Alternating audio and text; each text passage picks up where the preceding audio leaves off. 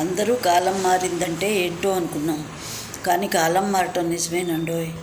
మా చిన్నప్పుడు హరిదాసులు వస్తే ఇంటి ముందు ఒక ఇంటి ముందు నుంచి ఒక ఇంటి ముందుకి అక్షయ పాత్ర ఉండేది. తల మీద ఒక జోలెలాగా ఒకటి రెండు ఉండేవి. ఎందుకంటే పెట్టే ధాన్యాన్ని బట్టి బియ్యం అయితే అక్షయ పాత్రలో పోసుకుని అంతా అక్షయ పాత్ర నిండాక వేరే జోలే పోసుకునేవారు. ఇప్పుడు జొన్నలు సజ్జలు అలాంటివి కూడా పెడితే అవి వేరే జోలెల్లో పోసుకునేవాళ్ళు అనమాట. ఆ రోజులు అయిపోయాయి. ఇప్పుడు ఏంటి, స్కూటర్కి చక్కగా అటువైపు ఇటువైపు 2-3 రకాలు అట్లా గిన్నెలు పెట్టుకోవడానికి వీలుగా స్టాండ్లలాగా చేయించుకుని ఇళ్ళ ముందుకి స్కూటర్ నిలబెట్టి అప్పుడు వచ్చేసి 2 స్టెప్పులు వేసి హరిలో రంగ హరి అని ఎక్కువ మంది బియ్యమే వేస్తున్నారండి. రేషన్ బియ్యం అయినా దొరుకుతున్నాయి, మామూలు సన్న బియ్యాలు వాడుతున్నారు. ఇప్పుడు జొన్నలు సజ్జలు ఏవో రొట్టెలకి వాటికి తప్ప అన్నం కింద వాడేవాళ్ళు ఎవరూ లేరండి. అందువల్ల హరిదాసులు కూడా ఈ పూర్వంలాగా నడవకుండా ఇలా వచ్చేసి ఈ రకంగా సెట్ చేసుకున్నారు.